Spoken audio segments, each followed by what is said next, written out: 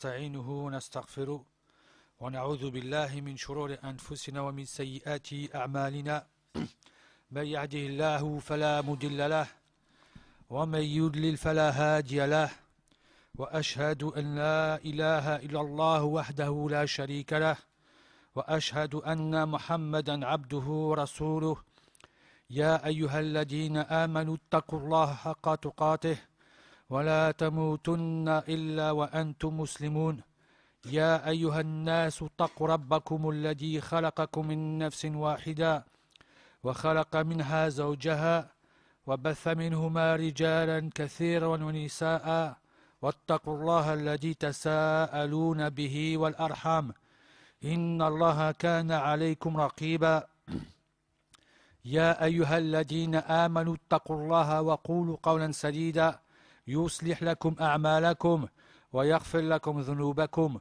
ومن يطع الله ورسوله فقد فاز فوزا عظيما أما بعد السلام عليكم ورحمة الله وبركاته.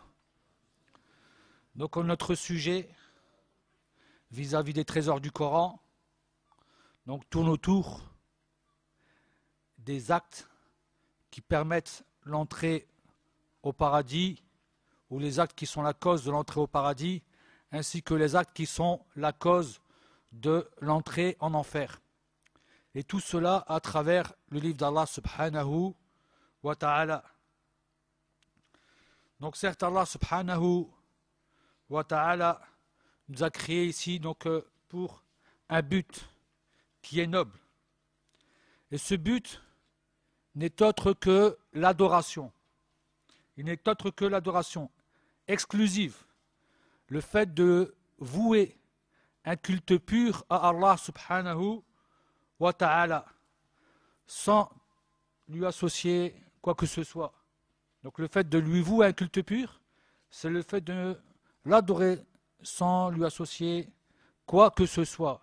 Allah subhanahu wa ta'ala dit dans Surat Dhariyat, le verset 56, وَمَا خَلَقْتُ الْجِنَّ وَالْإِنسَ إِلَّا لِيَعْبُدُونَ. Donc il dit subhanahu wa ta'ala, je n'ai créé les djinns et les humains que pour qu'ils m'adorent. Et Ibn Abbas radiyallahu ta'ala anhuma, le savant du tafsir, donc le noble compagnon de la famille du prophète sallallahu alayhi wa sallam et savant du tafsir, a dit que pour qu'il m'unifie illa liyuwahhidun. Et Allah subhanahu wa ta'ala ne nous a pas donné la vie, il ne nous a pas donné l'existence que pour qu'on lui voue un culte pur subhanahu wa ta'ala. Donc voici donc le sens réel et le seul but de notre existence.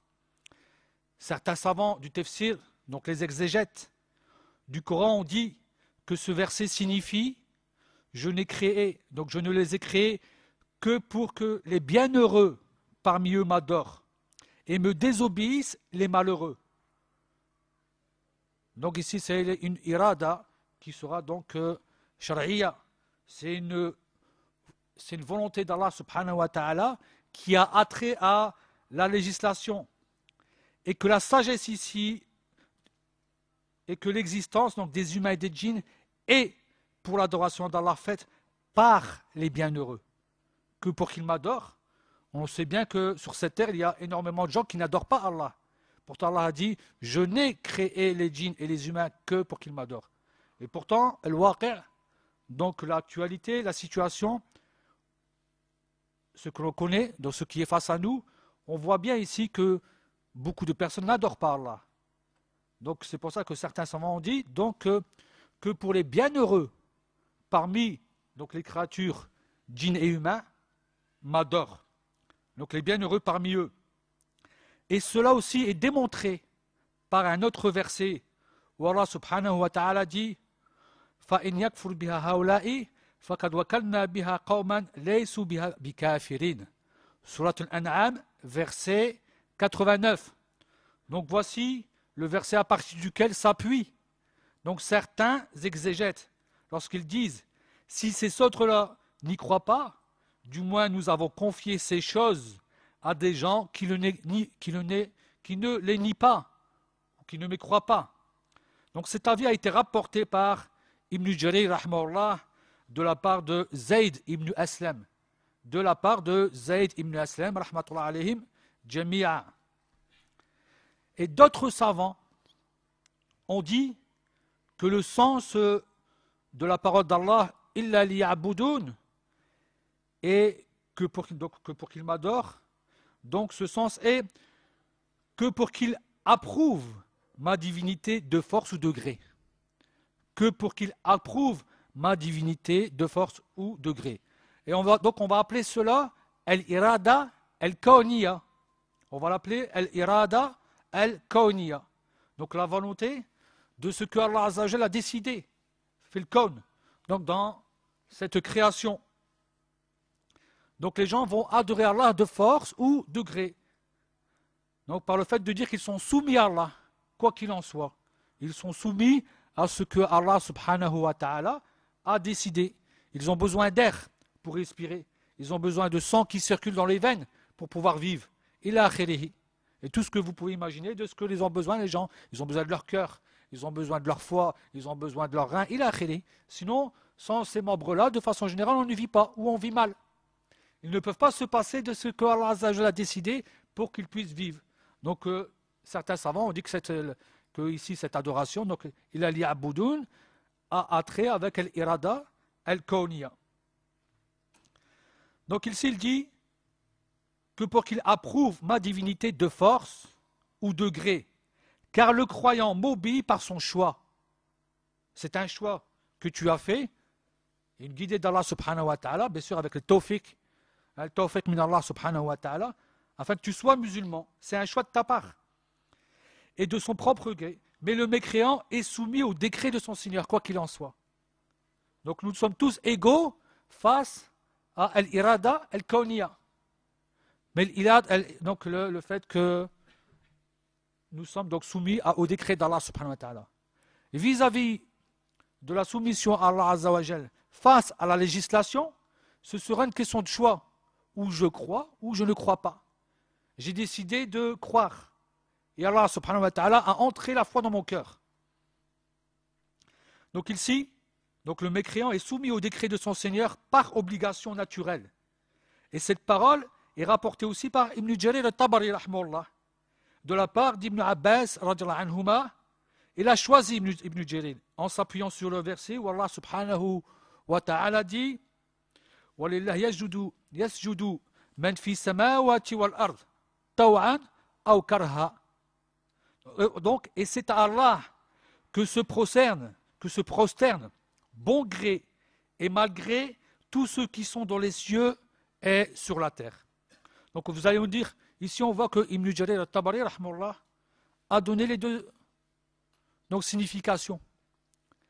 Car dans le tafsir, des fois, on retrouve, même dans le même livre, plusieurs significations. Et à partir du moment où elles ne sont pas contradictoires, elles sont toutes acceptables. À partir du moment où elles ne sont pas contradictoires, elles sont toutes acceptables. Même si on peut retrouver des fois une qui sera donc plus probable que l'autre. À partir du moment où il n'y a pas de contradiction. Et on retrouve ça dans beaucoup de significations, comme Hablullah par exemple, où on va retrouver le Coran, où on va retrouver l'islam, où on va retrouver autre mot encore. Donc, la prosternation, ici, lorsque on voit ce verset, et c'est Allah que se prosterne. Donc, la prosternation et l'adoration sont toutes deux des actes d'humilité et de dévotion et de soumission pour Allah, Jalla wa ala. Et ce verset démontre que certaines créatures le font de beau gré et d'autres de mal gré. Ils sont en vérité donc soumis à Allah subhanahu wa ta'ala. Et l'imam al-Mujahid, rahimahullah, dit que donc nous sommes avec une troisième ici parole de Mufassirin, que pour que je leur ordonne de m'adorer, et m'adore donc celui dont j'ai permis parmi mes serviteurs sans que je l'ai permis à d'autres. Donc vous voyez aussi toujours une explication de illa liya'budun, que pour que je leur ordonne de m'adorer et m'adore donc celui dont j'ai permis parmi mes serviteurs, sans que je l'ai permis à d'autres. Donc il y a un bienfait d'Allah Azza wa Jal sur les uns envers les autres. Et l'imam Shanqayti, rahmahullah, dans son livre, donc Adwa al-Bayan, dit après avoir rassemblé ces paroles, toutes ces paroles, après recherche de ces paroles, le sens, incha'Allah, de ce verset, donc, que pour que je leur ordonne de m'adorer et que je le récompense à cela, je les teste par des responsabilités, puis je les récompense selon leurs actes. Donc ici, il y a le fait de l'adorer, il y a aussi le test. Il y a un ibtila. Donc c'est un test. Est-ce qu'ils vont m'adorer ou pas? Je les crée et je les teste. Vont-ils m'adorer ou pas? Donc s'ils sont bons, c'est un bien, et s'ils ne le sont pas, c'est un mal. Donc vis-à-vis des actes. Et plusieurs versets vont venir appuyer la parole de l'imam Shanqayti rahmahullah. Lorsque donc on retrouve cela dans le commencement ou dans certains versets du début de Surat al-Hud. Donc huwa alladhi khalaqa as-samawati wal ard fi sittati ayam thumma fi sittati ayam wa kana 'arshuhu 'ala al-ma'. Donc c'est lui qui a créé donc les cieux et la terre donc en 6 jours, et son trône était ici sur l'eau. Donc Allah subhanahu wa ta'ala a créé. Et on retrouve dans l'autre verset, je n'ai créé les djinns et les humains que pour qu'ils m'adorent. Il a créé tout cela, donc pour cela il y aura ici donc une récompense. Et il montre pourquoi, après avoir créé, pourquoi il a créé. Donc Allah le montre ici. Il a commencé par créer. C'est une étape. Puis après cela, il démontre, subhanahu wa ta'ala, clairement la sagesse pour laquelle il a créé les cieux et la terre. Et il dit liyabluwakum ayyukum ahsanu amala. C'est le même verset, c'est la suite.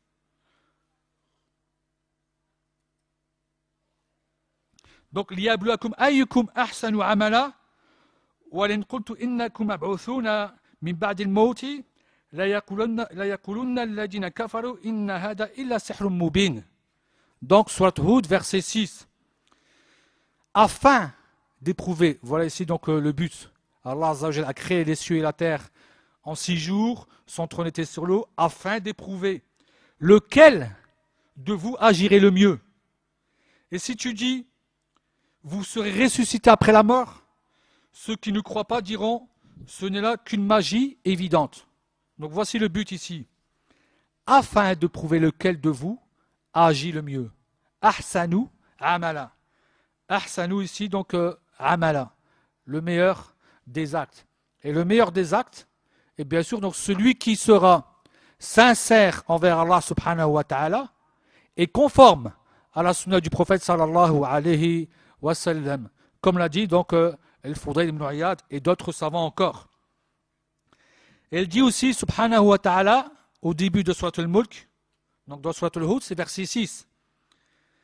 Alladhi khalaqa al-mawta wal-hayat liyabluwakum ayyukum ahsanu amala. Il redit, subhanahu wa ta'ala, dans Surat la Royauté, verset 2, celui qui a créé la mort et la vie, afin de vous éprouver qui de vous est fait, donc, ou bien, est le meilleur en œuvre, et le meilleur en œuvre, et le meilleur en œuvre. Donc voici ici que la vie et la mort appartiennent à Allah subhanahu wa ta'ala, comme l'a dit Ibrahim alayhi salatu wassalam. قل إن صلاتي ونسكي ومحياي ومماتي لله رب العالمين لا شريك له وبذلك أمرت وأنا أول المسلمين. Donc certes, ma prière et mon immolation, nusuk si on veut parler du hajj, c'est à ce moment-là, dhabh, l'immolation si on veut parler de l'islam, donc c'est toute l'adoration, wa mahyaya wa mamati, et ma vie et ma mort. Donc ce que je fais dans toute ma vie, jusqu'à ma mort, et même ma mort, la shahada avant de mourir, mathalan, par exemple. Donc je meurs en tant que soumis à Allah subhanahu wa ta'ala, appartiennent à Allah, Seigneur des mondes. Et c'est pour cela que j'ai été donc, la sharika wa bidhalika umirtu, que j'ai été donc ici ordonné. Donc vous voyez que Allah Azza wa Jalla a créé la vie et la mort, donc afin de d'éprouver les personnes, les humains, les djinns et les humains, qui d'entre eux feront les meilleures œuvres. Et on ne voit pas ici donc le plus d'œuvres. Le plus d'œuvres. Et les meilleures sont celles qui sont sincères, conformes à la sunna du prophète sallallahu alayhi wa sallam. Akhrasuhu wa aswabuhu. Comme l'a dit Al-Fudayl ibn Iyad, rahmatullah alayhi. Elle dit aussi, subhanahu wa ta'ala, dans Surat Al-Kahf, la sourate donc Al-Kahf, la caverne. Inna ja'alna ma'ala al-ardi zinatan laha liyabluwakum ayyuhum ahsanu amala. Donc certes, nous avons placé ce qu'il y a sur la terre pour l'embellir, afin d'éprouver. Donc tout ce qui est beau sur cette terre, tout ce qu'on peut ramasser comme joyaux, et tout ce qui est utilisé sur cette terre pour l'embellir, tout ce qu'on peut construire à partir de ce qu'il y a sur cette terre, et qui a en vérité donc enjolivé les gens, ensorcelé même les gens, car ils leur font oublier ce que Allah subhanahu wa ta'ala donc nous ordonne sur cette vie. Donc pour embellir, afin d'éprouver qui d'entre eux sont les meilleurs dans leurs actions. Donc vous voyez ici, Allah subhanahu wa ta'ala, il a créé les cieux et la terre. Il crée aussi, nous crée pour qu'on l'adore. Et il crée les cieux et la terre et les embellit. Tout cela en vérité ne sont que des épreuves, justement, pour donc voir qui de nous réellement va adorer et qui de nous va désobéir. Allah Jalla wa Ala montre clairement à travers ces versets que la sagesse de la création est pour les éprouver. Donc qui va œuvrer de la meilleure façon. Et le meilleur tafsir de cette parole, donc, il y a Boudoun. Le meilleur tafsir des trois versets qu'on vient de voir auparavant, le fait qu'il a créé les cieux et la terre, et donc le fait qu'il a créé aussi donc, la vie et la mort, qu'il a créé les cieux et la terre et qu'il a embelli cette terre, donc en vérité, le meilleur tafsir de ces versets-là, c'est Illa liya'budun. Tous ces versets vont revenir à cette parole que pour qu'il m'adore. Que pour qu'il m'adore. La récompense est selon l'acte. Al-jaza min jins al-amal. Selon la nature de l'acte. La personne sera soit bien récompensée par sa dévotion et son obéissance envers Allah subhanahu wa ta'ala, ou soit elle sera châtiée par sa mécréance et sa désobéissance envers son Seigneur subhanahu wa ta'ala. Allah subhanahu wa ta'ala dit wa innahu yabda'u al-khalqa thumma yu'iduhu liyajziya alladhina amanu wa 'amilu as-salihat bil qist walladhina kafaru lahum sharabun min hamim wa 'adhabun alimun bima kanu yakfurun. Et Allah subhanahu wa ta'ala dit dans Surat Yunus, verset 4, quant à ceux qui n'ont pas cru, donc ils auront un breuvage d'eau bouillante et un châtiment douloureux à cause de leur mécréance. Donc certes il a donc débuté subhanahu wa ta'ala la création, puis il a redonne une deuxième fois, c'est-à-dire après la mort, il ressuscite subhanahu wa ta'ala, afin de récompenser qui? Alladina amanu wa 'amilu salihat, ceux qui ont cru et ont accompli de bonnes œuvres, ceux qui ont cru et ont mis en application. Et la croyance ici, c'est donc al-ilm, al-nafi'. Comment tu vas croire? Tu ne vas croire que par science, par al-ilm, al-nafi'. Et tu vas mettre en application donc par al-amal al-salih. Voici ici donc toute la religion, al-ilmu al-nafi' wa al-amal al-salih, qui est aussi retrouvé dans din al-haq wa al-huda. Al-huda wa din al-haq. N'est-ce pas que al-huda, la guidée, n'est faite que par donc la science. Et din al-haq, c'est par les œuvres. C'est par les œuvres. Donc lorsque vous entendez al-huda wa din al-haq, ou bien al-amal al-salih wa al-ilm al-nafi', donc, l'iman wa l'amal, donc en vérité, vous savez que tous ont en vérité la même signification. Ces trois éléments-là ont la même signification, c'est-à-dire connaître, donc apprendre et mettre en application. L'ilm, hein, qabla al-qawl wal-amal. Donc ici c'est l'ilm en vérité, et après il y a al-amal. C'est pour ça qu'un Nabi sallallahu alayhi wa sallam donc a dit ma min nabiyyin illa wa lahu hawariyun wa ashab yaqtanuna bi amrihi wa yastanuna bi sunnatihi wa yaqtaduna bi amrihi. Le prophète sallallahu alayhi wa sallam a dit que chaque envoyé, chaque prophète a des compagnons. Ils prennent de sa sunna, yastanuna bi sunnatihi. Donc comment? Par quoi? Par l'ilm, al-nafi'. Ils apprennent où est la sunna, comment est la sunna. Donc ça c'est l'apprentissage, c'est l'ilm al-nafi'. Wa yaqtaduna bi amrihi. Et ils font ce qu'ils ont été ordonnés. Donc c'est al-amal al-nafi'. Donc un Nabi sallallahu alayhi wa sallam a dit que tous les prophètes ont des compagnons. Et donc les compagnons du prophète et celui qui ont ces récompenses-là sont ceux qui apprennent et mettent en application. Vous voyez qu'on ne peut pas sortir de cela. On ne peut pas entrer dans al-huda wa din al-haq, dans al-ilm al-nafi' wa al-amal al-salih, dans al-iman alladina amanu wa amilu salihat, que par le biais de l'apprentissage de la science et de la mise en application. Et vous voyez, le hadith, encore une fois, est venu prouver cela.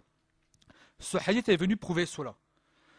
Donc, dans ce verset, quant à ceux qui n'ont pas cru, ils auront un breuvage d'eau bouillante et un châtiment douloureux à cause de leur mécréance. Donc, c'est pour ça qu'on dit al-jaza min jins al-amal. La récompense est selon la nature de l'acte. Dans Surat Yunus, verset 4. Et il dit aussi dans Surat An-Najm, subhanahu wa ta'ala, وَلِلَّهِ مَا فِي السَّمَاوَاتِ وَالْأَرْضِ لِيَجْزِيَ الَّذِينَ آسَوْا بِمَا عَمِلُوا وَيَجْزِيَ الَّذِينَ أَحْسَنُوا بِالْحُسْنَى. Et à Allah appartient ce qui est dans les cieux et sur la terre, afin qu'il rétribue ceux qui font le mal selon ce qu'ils œuvrent, et récompense ceux qui font le bien par la meilleure récompense. Donc, soit Najm, verset 31. Donc, la récompense est selon l'œuvre. Mais comment œuvrer? Et où trouve-t-on comment œuvrer? Il faut savoir maintenant comment œuvrer. Combien de personnes œuvrent? Chaque musulman, qu'elle fasse partie de telle ou telle secte, œuvre. Tout le monde œuvre. Mais maintenant, comment œuvrer? Et comment arriver à œuvrer comme il le faut? Et où trouver cela? Donc on va trouver cela bien sûr à travers le livre d'Allah subhanahu wa ta'ala et la sunna du prophète sallallahu alayhi wa sallam, avec la compréhension de ceux qui ont compris. Donc, bien sûr, les compagnons du prophète à leur tête, ridwanallah alayhim, et ceux qui les suivent à la perfection. Donc ce trésor qui est descendu de la part d'Allah Azza wa Jal, donc en l'occurrence pour nous sur le sujet c'est bien donc le Coran, car nous sommes avec les trésors du Coran. Donc ce trésor qui est descendu de la part d'Allah subhanahu wa ta'ala, et ce mot descente, donc nuzul, nazal al-kitab, tanzilan ila akhiri, tous les mots que l'on retrouve par rapport au fait qu'Allah Azza wa Jal a descendu, donc ce Saint-Coran, a été mentionné énormément. Allah subhanahu wa ta'ala mentionne près de 200 fois dans le Coran comme quoi il a descendu du livre, que ce soit par nazala, tanzilan ila akhiri, tous les mots qui ont à voir au fait qu'Allah a descendu le Coran. Et cela, min bab al-faïda, ça prouve quoi? Qu'Allah Azza wa Jal fi sama. Ça prouve qu'Allah Azza wa Jal, il est fi sama, parce que la descente ne vient que du haut, ne vient que de ce qui est au-dessus. Donc ça a été mentionné près de 200 fois. Il nous annonce qu'il a été descendu donc de sa part, subhanahu wa ta'ala. Lorsqu'il dit, comme dans Surat al-Furqan, donc wa innahu la tanzilu rabbil alamin. Certes, donc ce Coran-ci, c'est le Seigneur de l'univers qui l'a fait descendre. Wa innahu la tanzilu rabbil alamin. Et là, ici, il est tawkid. C'est pour appuyer, certes. Donc il a bien été descendu de la part du Seigneur des mondes. Là, c'est pour montrer qu'il vient de lui, subhanahu wa ta'ala. Et des fois, Allah Azza wa Jalla utilise le mot qu'il a été descendu afin de montrer aussi autre chose que c'est de sa part. Comme par exemple, il montre ici la raison pour laquelle ce Coran est descendu. Donc il est descendu afin que l'on suive par exemple ses ordres et ses enseignements. Allah dit وَإِذَا قِيلَ لَهُمْ اتَّبِعُوا مَا أَنزَلَ اللَّهُ وَإِذَا قِيلَ لَهُمْ اتَّبِعُوا مَا أَنزَلَ اللَّهُ dans Surat Luqman, verset 21. Et lorsqu'on leur dit, suivez ce que Allah a descendu, suivez, donc mettez en œuvre, mettez en application, pratiquez ce que Allah subhanahu wa ta'ala a descendu. Donc ici on a quoi? Le fait qu'il faut suivre. Il faut qu'il y ait un suivi. Suivi de quel suivi? Le suivi justement de ceux qui ont compris. Le suivi justement de ceux qui ont compris. Et on retrouve bien sûr donc énormément de versets qui montrent cela. Par le fait de connaître Allah Azza wa Jal, par le fait de juger à travers ce livre. Donc je jugeais par la loi d'Allah subhanahu wa ta'ala. Et autre encore. Afin de le lire. Donc, c'est-à-dire de le lire, c'est-à-dire de le comprendre petit à petit. Comme l'ont fait les compagnons du prophète, Ridwanullah alayhim, ils ne se sont pas pressés, ils ont appris un peu de versets, ils ont mis en application, ils ont compris, ils ont mis en application, et ainsi de suite. Et c'est comme ça que ça se passe.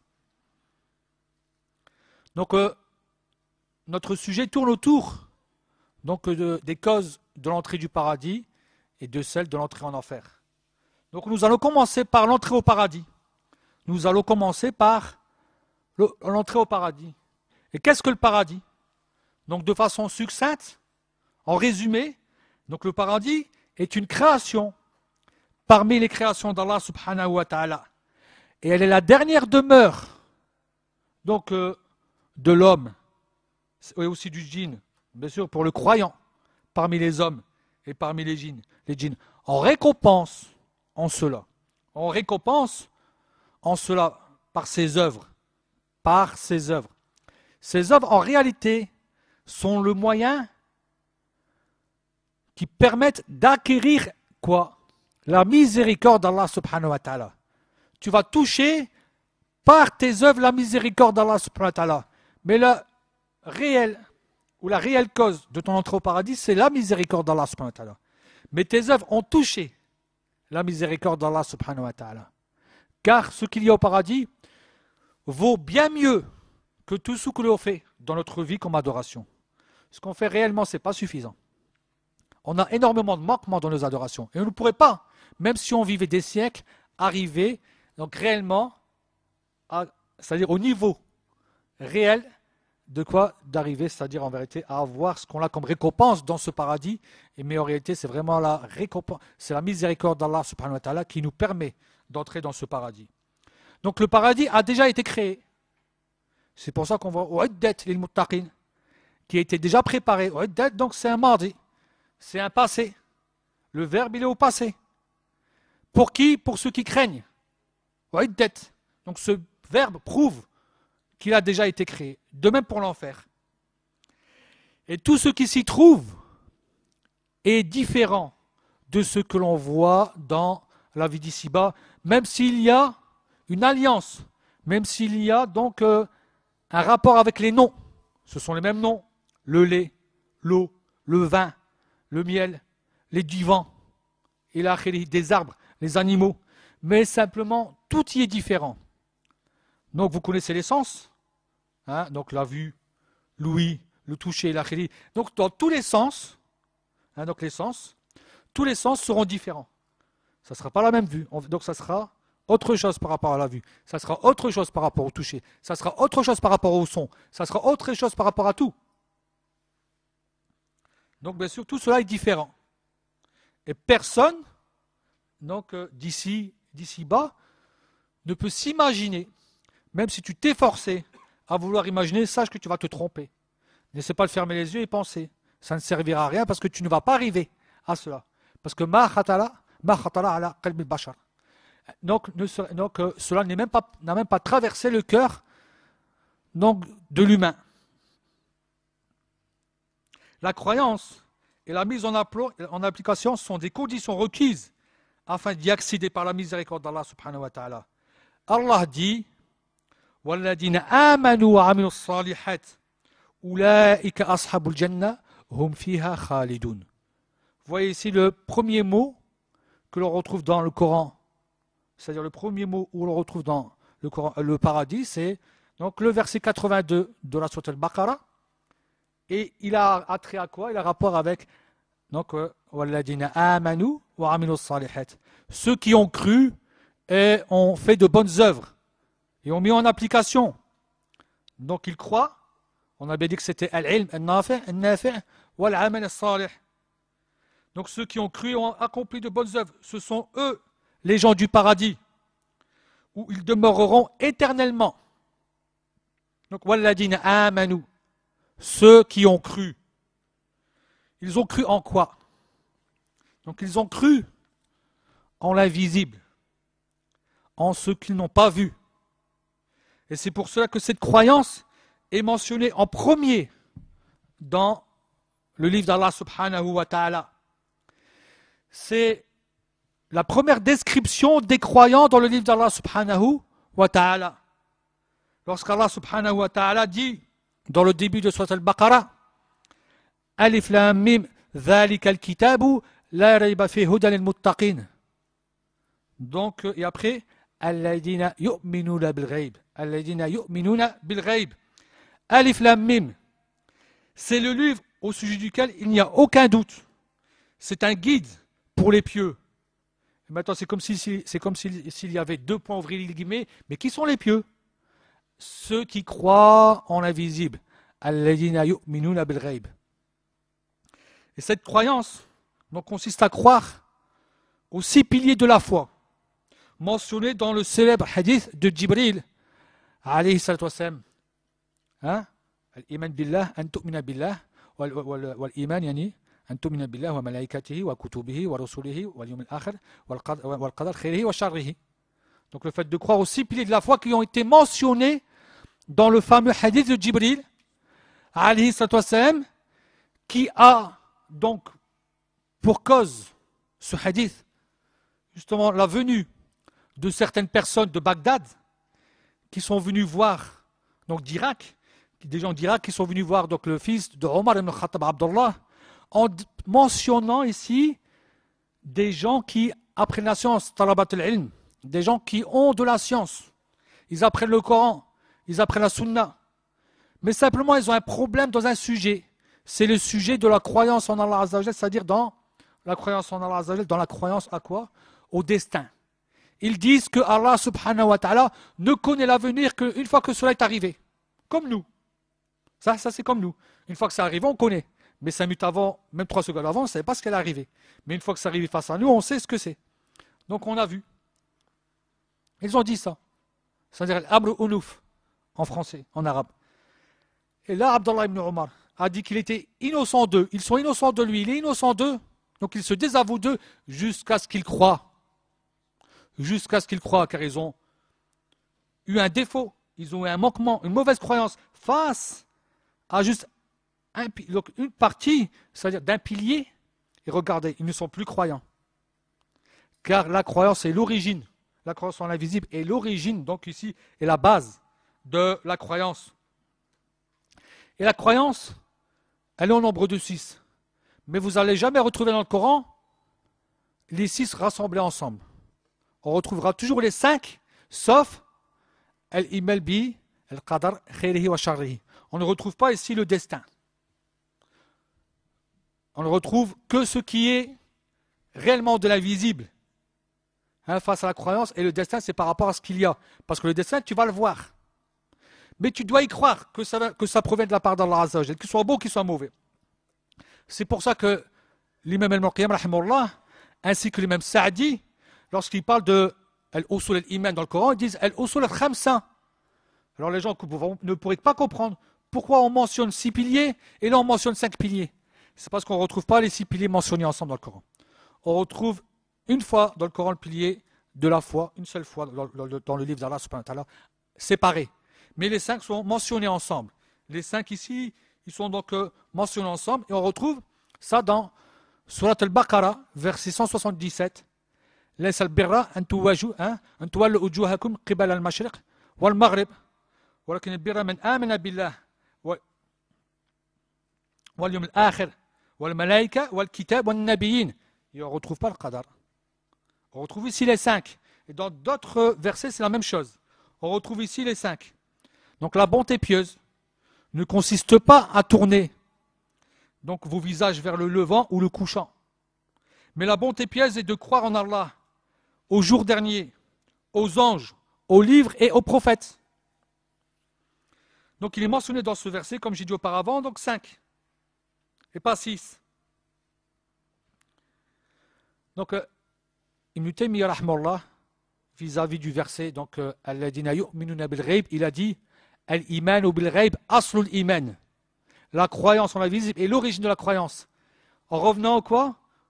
Au premier verset de Surat al-Baqarah. Alladina yu'minuna bil ghaib. La première description et caractéristique des croyants, ceux qui croient en l'invisible.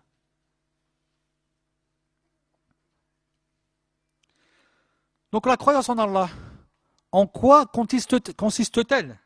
Qu'est-ce que maintenant la croyance en Allah? Donc c'est de croire en son existence, subhanahu wa ta'ala. En premier lieu, on va croire en l'existence d'Allah, subhanahu wa ta'ala, en premier lieu. On va croire en sa seigneurie, on va croire en sa divinité, et on va croire en ses noms et attributs, subhanahu wa ta'ala. Voici donc le tawhid, de croire en l'existence d'Allah, en sa seigneurie, en sa divinité et en ses noms et attributs. Voilà comment est la croyance des gens de la sunna et du consensus.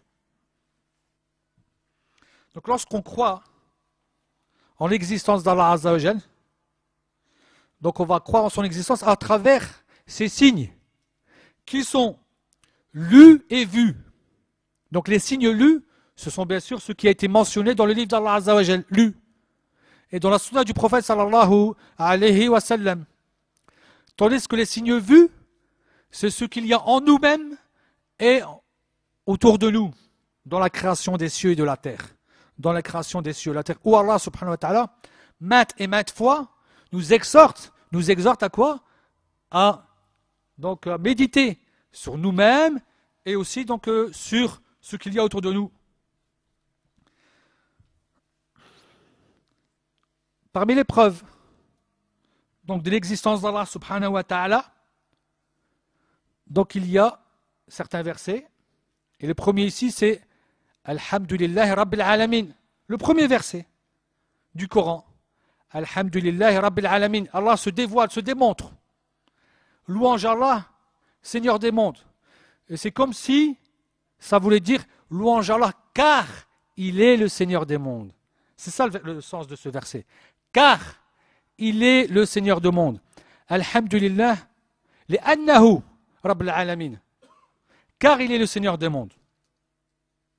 Donc ici, aussi donc ayat al-Kursi. Allahu la ilaha illa huwa al-hayyu al-qayyum. Al-hayyu al-qayyum. Il est le vivant. Donc il existe bien, subhanahu wa ta'ala. Et on sait qu'al-hayyu al-qayyum, à la khilaf, c'est-à-dire en divergence avec les savants, fait partie, est sûrement le plus grand nom. Même s'il y a plus de preuves que le nom d'Allah est le plus grand nom. Et parmi les preuves, Walillah al-asma al-husna. Et à Allah appartient les plus grands noms, les plus beaux noms. Regardez, le nom d'Allah est d'un côté, et les plus beaux noms, tous, Ar-Rahman, Al-Malik, Al-Quddus, sont de l'autre côté. Donc tous ces noms reviennent à Allah. Parmi les preuves que Allah donc, fait partie, est le plus grand nom. Donc Al-Hayy al-Qayyum aussi. Donc certains savants ont dit que c'est celui-ci.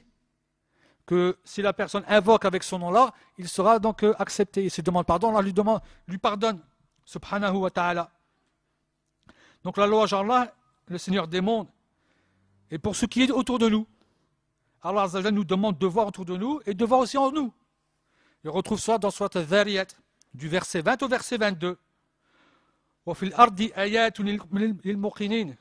Et sur la tête, et sur la terre afouane, et sur la terre des signes.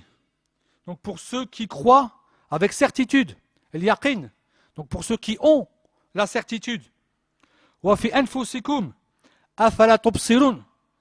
Et donc et ainsi qu'en vous-même, n'observez-vous pas? Et il y a dans le ciel votre subsistance et ce qui vous a été promis.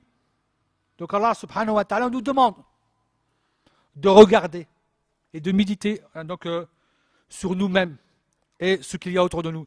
Et cela va quoi? Va prouver l'existence d'Allah Azza wa Jal, va amener à la personne la foi en l'existence de notre Seigneur subhanahu wa ta'ala. Donc nous avons vu ici succinctement ce qu'est donc la croyance en l'existence d'Allah subhanahu wa ta'ala. Après cela, on va être amené à croire donc en sa seigneurie, subhanahu wa ta'ala. On va croire au fait qu'il est le maître, subhanahu wa ta'ala. Et sa seigneurie consiste à savoir qu'il est le créateur, qu'il est le pourvoyeur de toutes choses et qu'il gère toutes choses, subhanahu wa ta'ala. La création, la subsistance et la gérance, subhanahu wa ta'ala. Et qu'est-ce qu'il prouve cela encore une fois? Donc le même verset que tout à l'heure, dans Surat al-Fatiha. Alhamdulillah Rabbil Alamin. Alhamdulillahi Rabbil Alamin. Seigneur des mondes.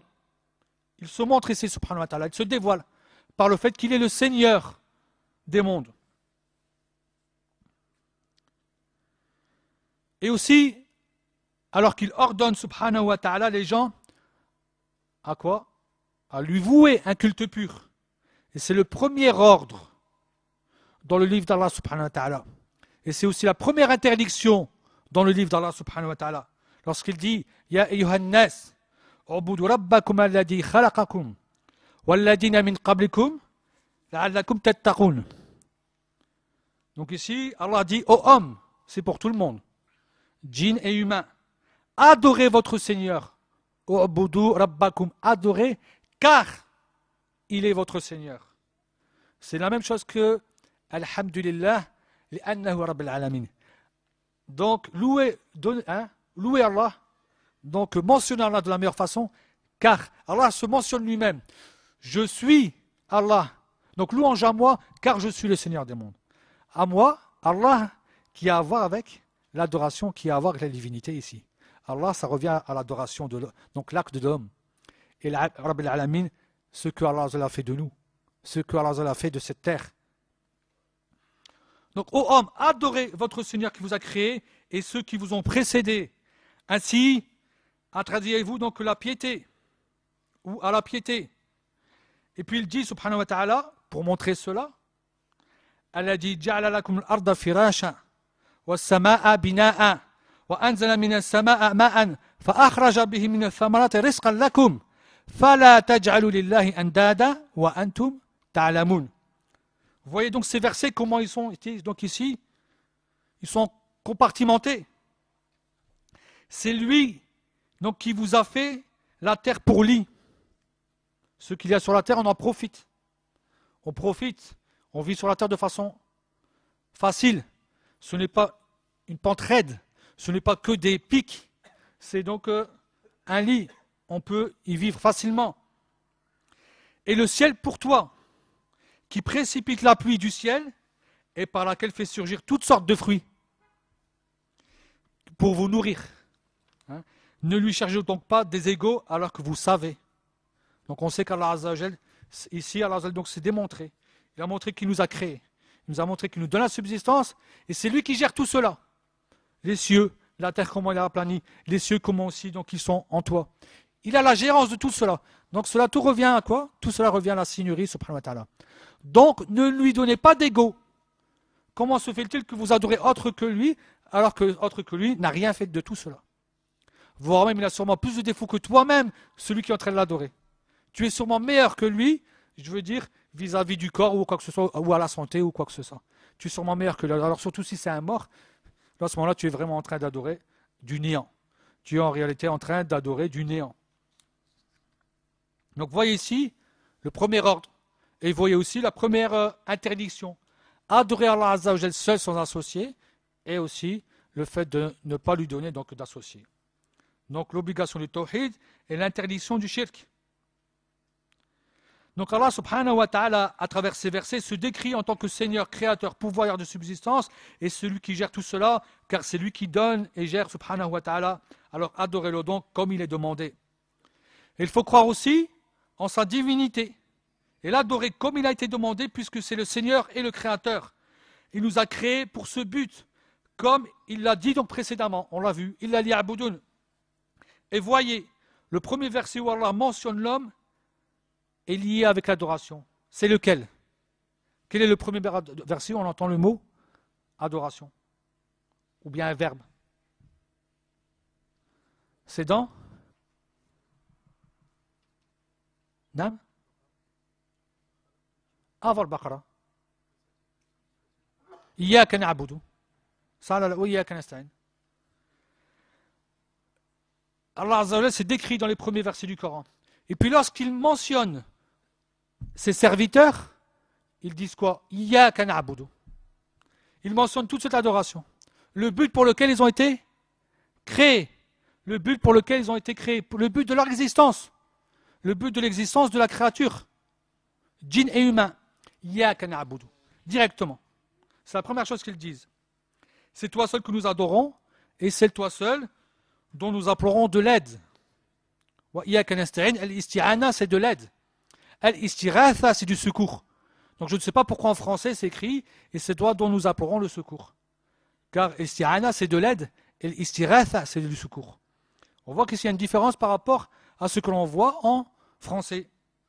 Donc nous implorons de l'aide.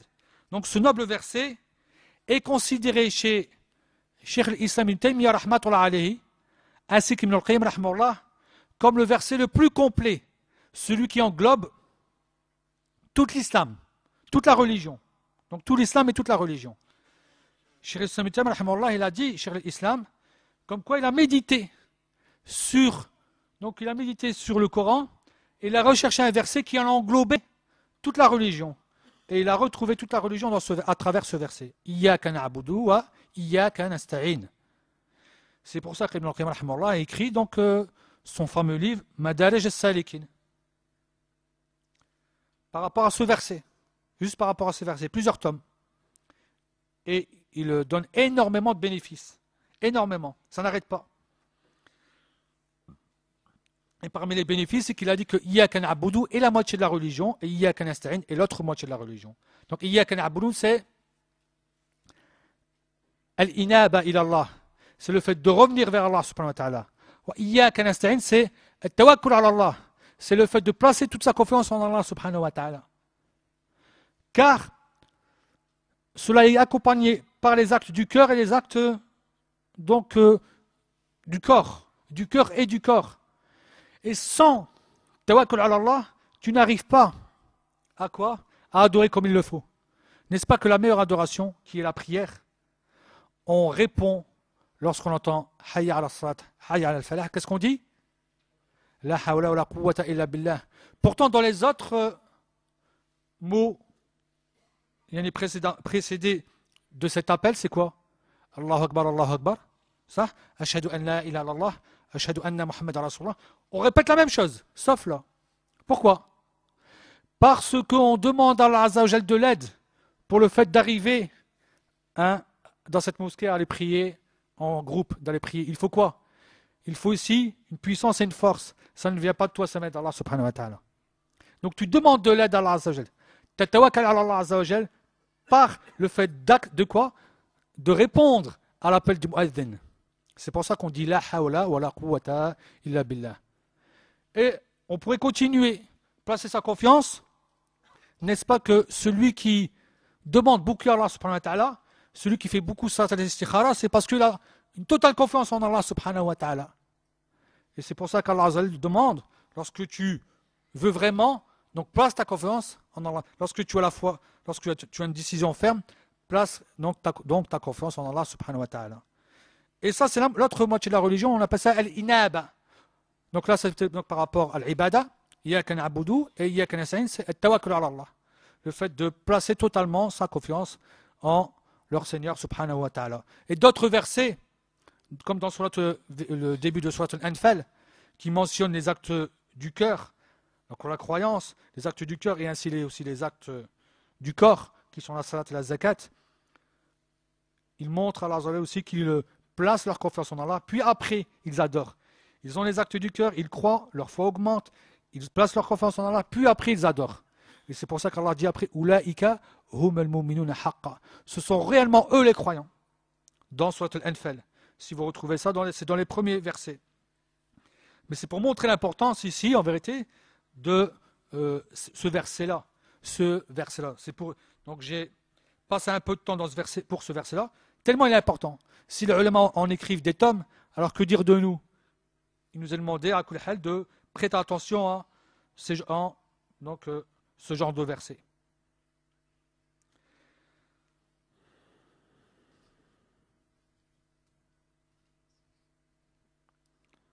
Donc, Iyyaka na'budu. Ici, il a dit après avoir quoi? Après avoir dit Rabbil alamin. Hein, Alhamdulillah Rabbil alamin. Ar-Rahman Ar-Rahim Maliki Yawmiddin. Et ici, les premiers versets mentionnent les trois types d'unicité. Allah, divinité, Rab, la signerie, et Ar-Rahman Ar-Rahim, l'asma wa sifat, les noms et attributs. Et nous t'adorons Allah subhanahu wa ta'ala avec les versets que tu nous as montrés auparavant. Tout en espérant en toi subhanahu wa ta'ala et tout en ayant crainte de ton châtiment subhanahu wa ta'ala et en t'aimant subhanahu wa ta'ala par Al-Hamd, par Rahman Ar-Rahim et par Maliki Yawmiddin. Tout cela, il montre ici la seigneurie et les actes du cœur qui sont les piliers, les trois piliers des actes du cœur. Et après, avec ces versets qu'on a vus auparavant, nous t'adorons par donc ces versets qui ont été là. C'est un passage obligatoire. C'est un passage obligatoire de connaître Allah subhanahu wa ta'ala. C'est Allah qui se dévoile lui-même dans ces trois versets. Et après, il parle de l'adoration. Donc, connaissez Allah et adorez-le. Connaissez qu'il est le Seigneur. Connaissez comment vous devez l'adorer. Connaissez qu'il a des noms et attributs et adorez-le. Voilà comment, en vérité, il faut comprendre. Ici, donc ces versets, comme l'a compris Ibn al-Qayyim et d'autres. Rahmatullah alayhim. Et l'adoration, lorsqu'on parle de l'adoration, elle se fait par le cœur. Elle se fait par la langue. Elle se fait par le corps. Donc, par la langue, à titre d'exemple, donc la shahada, la ilaha illallah, la ilaha illallah, qui est l'attestation de foi et qui est la parole la plus importante et aussi celle qui comporte le plus de hasanat, comme l'a dit le prophète sallallahu alayhi wa sallam. Hiya afdalul hasanat. Celle qui a le plus de hasanat, c'est la ilaha illallah. Hein, c'est aussi al-baqiyat as-salihat. Hein, et autres. Wa qala as-sawaba. Donc tout cela revient à la ilaha illallah. Wal mithaq. Lorsqu'on voit le mithaq dans le Coran, c'est la ilaha illallah. Et autres encore. La ilaha illallah a énormément de signification. C'est-à-dire beaucoup de versets reviennent à la ilaha illallah. Et c'est celle qui fait entrer la personne en islam. Et la ilaha illallah, donc comme le dit Ibn Sahman rahimahullah, il dit que elle a 4 étapes, où on peut utiliser 4 étapes pour entrer en islam. On va la prononcer en soi-même, première étape. Deuxième étape, on va l'écrire. Troisième étape, on va la prononcer sans témoin. Et quatrième étape, on va donc la prononcer devant témoin, même un témoin. Bien sûr, ce n'est pas une obligation, mais il donne les étapes tout simplement, mais ce n'est pas des étapes obligatoires. Mais voilà comment il dit comment on peut arriver à cela. Donc, Ibn Suhman, rahmatullah alayhi. Lorsqu'on parle ici donc de la langue, et lorsqu'on parle du cœur, les actes du cœur sont donc le fait de craindre Allah subhanahu wa ta'ala, le fait d'espérer en Allah subhanahu wa ta'ala, le fait d'aimer Allah subhanahu wa ta'ala, le fait de placer sa confiance en Allah subhanahu wa ta'ala, le fait de revenir à lui subhanahu wa ta'ala, et autres actes du cœur que vous connaissez. Et là aussi, on retrouve, comme on l'a dit auparavant, des piliers. Qui connaît les 3 piliers du cœur? Qui connaît les 3 piliers du cœur? La peur, l'amour et l'espérance. Donc, tu as le droit à un livre. Donc, c'est le charf de Arba'in Nawawiya. Une explication des 40 Nawawi. Donc, voici l'amour, l'espérance et la crainte. On les a retrouvés où? L'amour d'Allah, c'est Alhamdulillah dans Al-Fatiha. On ne loue que ce qu'on aime.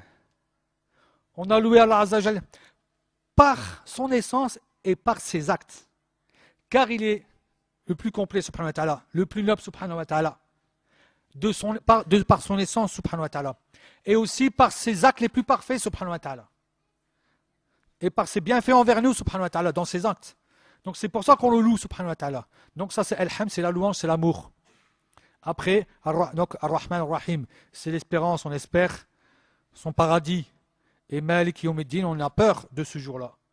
C'est pour ça que la peur doit tout le temps être présente. Et on voit que lorsqu'Allah mentionne le jour dernier, il ne l'a jamais mentionné avec des mots qui sont doux. C'est toujours des mots qui font peur. Hein? Donc le jour du compte, le jour de ceci, de cela, il y a 80 noms, à peu près, ou il y a 80 synonymes pour mentionner le jour dernier. Il n'y en a pas un qui fait réjouir, tous font peur. Tous, comme ils le sont. Il n'y a pas un jour où, il n'y a pas en vérité un nom qui va te mettre à l'aise. Tous vont te faire réfléchir. Si ça te met à l'aise, ça ne te servira à rien. Tattari. Tu vas être trop posé, tu ne vas rien faire. Tandis que ça te fait peur. Donc, ça réveille en toi, justement, cette crainte. Ça va réveiller en toi cette crainte. Ça va animer cette crainte. Donc, Malik Yawmuddin, Seigneur du jour de la rétribution. Donc, les trois piliers sont ici. L'amour, l'espérance et la crainte. Et sans les trois, tu ne peux pas adorer comme il le faut. Donc Ibn al-Qayyim, toujours, rahmahullah, le considère que cet amour, donc considère que ces trois piliers-là sont comme un oiseau. Et l'amour est considéré comme la tête. Si tu coupes la tête, l'oiseau meurt. Donc si tu n'as pas d'amour envers Allah, tu n'as pas d'adoration. Ton adoration, elle devient vaine, elle devient caduque, elle est donc vile, elle ne sert à rien. Parce que tu n'aimes pas Allah. Et ça, c'est... Comment adorer sans aimer? C'est pas possible. Et si tu as des manquements vis-à-vis de la crainte ou là vis-à-vis donc, de l'espérance, et cela a été considéré comme les ailes, donc tu ne vas pas en vérité voler. C'est-à-dire que tu ne vas pas en vérité adorer comme il le faut. La crainte revient à quoi? À l'adoration des Khawarij et des Mu'tazila, donc Ashab al-Wa'id, et l'espérance, on va arriver donc du côté des Murji'a et de ceux qui leur ressemblent. Donc des Murji'a et de ceux qui leur ressemblent, qui disent que le péché n'a pas d'impact sur la foi. Le péché n'a pas de nuisance face à la foi. Jusqu'à ce que certains d'entre eux ont dit que Shaitan ou bien Pharaon ont la foi. Parce que pour eux, la foi n'est juste que parole. Le fait de croire sans soumission. Croire sans soumission. Donc voyez comment donc, le musulman doit adorer. Le musulman ici doit adorer. Et en ce qui concerne ici, donc on a vu en ce qui concerne donc, le cœur. Et en ce qui concerne les membres, donc les agissements, bien sûr on revient à ce qui est le plus important. C'est les piliers de l'islam, après l'attestation. C'est ce qui est le plus méritoire auprès d'Allah Azza wa Jal, le plus aimé auprès d'Allah Azza wa Jal. Donc le fait de prier, le fait donc la prière, l'aumône légale, le jeûne et le pèlerinage, donc le jeûne du mois de Ramadan et le pèlerinage à la maison sacrée. Voici donc les piliers. Et la prière est la meilleure adoration. Et la première vis-à-vis des actes. Il faut bien comprendre, vis-à-vis des actes dont la personne va être jugée. Wa alaykoum salam. Vis-à-vis des actes dont la personne va être jugée. Elle va être jugée selon donc, la prière. Si la prière est bien faite, le reste est bien fait. Bi'idhnillah. Et c'est donc cette prière-là, c'est celle où il est demandé une totale soumission. Soumission des membres, soumission du cœur et soumission de la langue. Quand tu jeûnes, ou quand tu effectues le hajj, ou quand tu payes la zakat, tu peux dire ce que tu veux, tu peux parler. Est-ce qu'en prière tu peux parler? Là, il t'est interdit de parler, à part ce qui est demandé dans la prière. Tu dois être totalement donc humble et soumis. Et tu ne retrouves pas ça ailleurs. Et on sait comment un Nabi sallallahu alayhi wa sallam donc, a reçu ses prières. Directement de la part d'Allah subhanahu wa ta'ala. Et autres. Pourquoi Allah Azza au début a voulu que cette prière soit effectuée 50 fois? Tellement il l'aime. 50 fois divisé par 24 heures. Ça ne fait même pas une demi-heure. On n'aurait même pas le temps de sortir de la mosquée. Ça là. S'il y a une prière qui est une prière tous les 25 minutes, tu sors de la mosquée? Tu ne peux pas sortir. Ça, tu as ton adhan, l'iqama, salat, l'akhiri, l'afkar. Tu vas prier une nafila par exemple, et tu repries juste après. Donc tellement pour montrer que Allah aurait voulu de nous qu'on soit totalement en adoration par rapport à cette prière. Et juste après vient la zakat. L'aumône légale. Pourquoi? Juste après. Car la prière, c'est la meilleure adoration vis-à-vis de... Donc, c'est-à-dire par rapport au relationnel entre toi et Allah Azza wa Jal. Et la zakat, c'est la meilleure adoration donc vis-à-vis des biens entre toi et l'homme. C'est-à-dire le pauvre va aider le riche va aider le pauvre. Le riche va aider le pauvre. Ça va ramener l'entité. C'est pour ça qu'il est demandé de donner la zakat autour de soi. Les gens maintenant ne font plus ça. Ils prennent la zakat, ils vont des fois la donner très loin. Alors qu'ils ne cherchent pas des fois les pauvres autour. Parce que si chacun donnait dans l'endroit où il habitait, aux pauvres de l'endroit où il habitait, les gens vont plus s'aimer dans le quartier. Et si tous les quartiers faisaient ça, et si toutes les villes faisaient ça, il y aurait donc automatiquement une plus grande entité. Mais, alhamdoulilah, si tu donnes à quelqu'un d'autre, c'est bien. Mais si tu donnes à quelqu'un qui est loin, il va sûrement donc invoquer pour toi. Mais les liens ne seront pas tissés comme s'ils étaient tissés lorsque la personne sait que c'est toi qui l'as donné alors qu'il vit en face de chez toi ou autre. La zakat, donc, elle est associée à la salat. À cause de ça. À cause de l'ihsan. Yani, l'ihsan ila Allah ou l'ihsan ila al-khalq. C'est pour ça que cela est associé. En plus, on voit bien que lorsqu'Allah Azza mentionne ceux qui prient dans le Coran, et lorsqu'ils disent qu'est-ce qu'ils demandent en sujoud, généralement ils demandent yabtarun, fadlan min rabbihim. Ils demandent des bienfaits de leur Seigneur. Dunyawiya. Ils demandent les bienfaits de la dunya à leur Seigneur. Dans ce sujoud, c'est Allah qui mentionne qu'est-ce qu'on demande. On demande les bienfaits de la part d'Allah Azza. Et ça c'est un risque. C'est un risque. Ils demandent les risques dans leur sujoud, dans la prière. C'est pour ça qu'il y a un lien entre la prière et la zakat. Et après cela, le jeûne du Ramadan, qui demande aux croyants de quoi? De se retenir contre tout ce qu'il aime comme shahawat. Donc que ce soit de la nourriture, que ce soit de la boisson, ou que ce soit des actes donc, envers son épouse. Donc les relations envers son épouse. Il se retient de ce qu'il aime. Une fois quelque chose que tu as l'habitude de faire tous les jours, tu aimes. Il n'est pas facile de se retenir de manger. Il n'est pas facile de se retenir de boire. Et ça demande donc des efforts. C'est pour ça que le croyant il est heureux 2 fois au moment de l'iftar. Au moment de l'iftar et lorsqu'il va rencontrer son Seigneur. L'iftar, le jour de l'Eid. Il a arrêté. Il est content d'avoir terminé ce mois du Ramadan qui était certes pénible pour certains, et surtout quand on vit en été dans des pays où à 22h il y a donc le Maghreb et qu'à 3h30 du matin il y a le Subh. C'est pas facile. Il y a une mashaqqa. C'est réel qu'il y a une difficulté, mais elle a récompensé. C'est pour ça qu'Allah donc innama yuwaffas sabrun ajrahum bighayri hisab. Et dans le tafsir c'est sa'imun. Certes Allah donne à ceux qui patientent leur récompense sans compter. Parce que le jeûne appartient à Allah et il donne ce qu'il veut. Alors qu'on sait que chaque acte est donné de 7 à 700 fois. Et récompensé comme ça. Il est récompensé l'acte. Et là, donc de 10 à 700 fois. Et là, il est récompensé comment? Sans compter. Certes, il donne à ceux qui patientent leur récompense, donc sans compter. Et dans le tafsir, c'est sans imoun, ceux qui jeûnent, car ils ont été munis de patience. Et le hajj, après cela, ça demande aussi donc, des efforts du corps et du cœur et des biens, de ressortir donc ce qu'il y a dans ses poches, ce qu'il y a ici donc, dans son compte, pour aller pouvoir effectuer le pèlerinage. S'il est facile, même qu'il est pourtant difficile pour ceux d'Europe, alors que dire de ceux qui viennent des pays pauvres? S'il y a 15 pays riches qui le font, n'oubliez pas qu'il y a 150 pays pauvres qui le font. L'Indonésien vend une partie de sa terre, il économise toute sa vie pour faire le hajj. C'est pour ça qu'il est demandé, pour celui qui sait que c'est difficile pour lui de faire le hajj plusieurs fois dans sa vie, il va sûrement le faire une fois, qu'il le fasse de la meilleure façon. Donc pour qu'il le fasse de la meilleure façon, qu'il ne se dise pas, et ça c'est un conseil de quelqu'un qui connaît, donc qu'il ne se dise pas je vais prendre donc, le groupe le moins cher.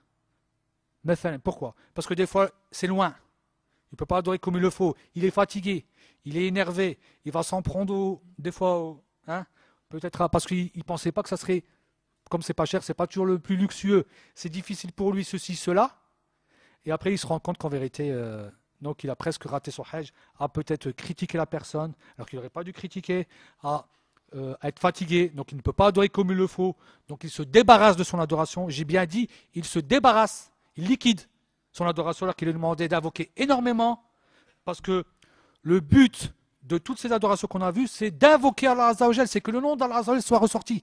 C'est pour ça que le dua huwa al-ibada. C'est pour ça que l'invocation, c'est l'adoration. Ton adoration, ce n'est pas pour le geste, c'est pour invoquer Allah dans cette adoration, que ce soit dans la prière, que ce soit dans tout le reste. Donc, le mieux, c'est de choisir un bon groupe et de bien le faire, même si c'est un peu plus cher. Et la même chose pour le dhabiha, la même chose pour l'immolation. Les compagnons cherchaient à égorger ce qu'il y a de meilleur. Comme le compagnon qui a égorgé avant. Il a égorgé sa meilleure bête. Mais avant l'heure de donc l'Eid. Avant donc la prière de Eid. Et ça a été compté pour lui comme une sadaqa. Et après il a égorgé la bête qui vivait chez eux, que tout le monde aimait bien, et elle donnait beaucoup de lait. Il a égorgé donc après la deuxième meilleure bête. Après, et que tout le monde aimait bien dans la maison. La preuve, elle vivait avec eux dans la maison, contrairement aux autres bêtes. Il a égorgé celle-ci. Et maintenant on recherche quoi? Et ça c'est triste. Il est où le moins cher? On n'est pas chez Aldi. On est au Hajj. Et Cheikh Nantimi, il dit, rahmatullah alayhi, mais ça c'est vrai, c'est une fois dans ta vie, qu'est-ce qui t'arrive? C'est une fois dans ta vie. Cheikh Nantimi dit que la meilleure chose à égorger, c'est le chameau. Le chameau, ça coûte 2000 riyals, ça coûte 400 €, voire plus. En livres, 300 et quelques. Donc 400 €, faites vous-même le calcul. Ici, on devrait parler en ponde. C'est pour montrer comme quoi il faut égorger ce qui est le meilleur. Et nous, on fait le contraire. On cherche le moins cher. Mais allez, en ce moment-là, tu feras des efforts dans le fait de lâcher un peu plus d'argent vis-à-vis de l'adoration d'Allah subhanahu wa ta'ala. C'est ton hajj. Ça se peut que tu le fais qu'une fois. Et Cheikh Abdul-Razak Al-Abbad, il dit que le hajj, donc le premier hajj, celui qui est obligatoire, s'il est raté, il est raté. Il dit que les surérogatoires, hajj surérogatoires, n'ont rien à voir avec, ne vont pas remplir de la même façon que la prière, et lorsqu'elle est ratée, donc les surérogatoires vont venir compléter. Il dit que ça ne remplit pas de la même façon. Donc voyez en vérité comment en vérité il ne faut pas rater cela. Ne dis pas la prochaine fois. Allah alam si tu es encore vivant. Donc c'est tout de suite, c'est quelques jours. Et surtout où? À Arafat. Arafat, c'est pas le fait d'aller courir à droite à gauche, on ne sait pas pourquoi, acheter ceci, acheter cela, s'enfermer, se faire mettre face à la tente, face à un mur, pas face aux gens, et adorer Allah. Donc, une fois que tu as prié dans l'Asr, jusqu'au Maghreb, tu ne bouges plus de là. Ce n'est que quelques heures, ce ne sont que quelques heures. Et Cheikh Islam Ibn Taymiyya, il mentionne l'état des croyants pendant Arafat. Il dit, on voit chez eux donc quelque chose dont on ne peut décrire. Tellement ils reviennent vers Allah subhanahu wa ta'ala. Et c'est pour ça que c'est le meilleur jour. C'est pour cela que le jour de Arafat, c'est le meilleur jour de l'année. On voit chez les croyants donc une soumission, une dévotion, une humilité envers Allah, ce que l'on peut décrire. C'est inimaginable. On n'arrive pas à trouver les mots pour décrire la situation donc de foi des croyants à ce moment-là. Voilà comment il faut être. Et c'est pour ça que ces adorations sont les piliers et les œuvres les plus aimées auprès d'Allah subhanahu wa ta'ala. Donc une fois qu'on a parlé donc de la divinité ici, donc des actes, lorsqu'on parle de Rububiyya, la signurie, c'est af'alullah, les actes d'Allah. Il donne la vie, il la reprend, il donne la subsistance, il interdit, il akhiri. Et lorsqu'on parle de al-uluhiyya, donc la divinité, ce sont les actes de l'homme. Vous avez vu qu'on a parlé de nous-mêmes. On a parlé de ce qu'on doit faire, ce qui nous a été ordonné. C'est ça al-uluhiyya, c'est les actes de l'homme. Et ici on va parler donc aussi donc, des noms et attributs d'Allah subhanahu wa ta'ala. Des noms et attributs d'Allah subhanahu wa ta'ala. Donc, il faut savoir que cette science est la plus noble et la plus importante de toutes les sciences. Car, elle mentionne quoi? Elle mentionne qui? Elle mentionne Allah subhanahu wa ta'ala. Le fait de mentionner Allah, ses noms et attributs, donc tu mentionnes le plus noble subhanahu wa ta'ala. Tu mentionnes le plus grand subhanahu wa ta'ala. Donc c'est pour ça que c'est la donc, plus grande science. C'est la science la plus noble et la plus importante.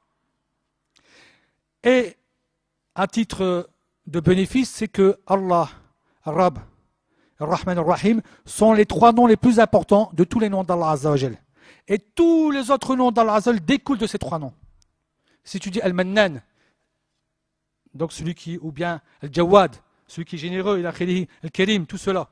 Tous ces noms-là vont revenir à quoi? À la générosité, à la bonté d'Allah Azza wa Jal, donc à quoi? À la miséricorde d'Allah Azza wa Jal. Ils vont revenir à la Rahma. Si tu parles maintenant Al-Malik, Al-Malik maintenant, ou la Razak maintenant, vont revenir à quoi? Ar-Rab. Tous les noms, ils reviennent donc à ces trois noms-là. C'est pour ça que ce sont les trois noms les plus importants, comme l'a dit Ibn al-Qayyim rahimahullah. Et encore une fois, on les retrouve où? Dans Surat al-Fatiha. D'où la richesse de cette sourate. D'où la grande richesse de Surat al-Fatiha. Donc on revient à ces noms-là qui sont mentionnés. Donc, bien sûr, on voit que les noms et attributs d'Allah Azza wa Jal sont mentionnés des centaines de fois dans le livre d'Allah Azza wa Jal, dans le Coran. Et à titre d'exemple, Al-Hakim, il est mentionné plus de 70 fois dans le livre d'Allah subhanahu wa ta'ala. Ou seul, ou accompagné de noms, d'autres noms d'Allah Azza wa Jal. Et souvent, on voit lequel, Al-Hakim, ou bien Al-Aziz Al-Hakim, ça là. Souvent, on retrouve ça. Al-Aziz Al-Hakim, le puissant, le sage. Et si on médite sur le contexte où l'on retrouve ces deux noms-là, souvent on voit que c'est des versets où Allah Azza wa Jal mentionne sa miséricorde, mentionne ses bienfaits envers ses serviteurs.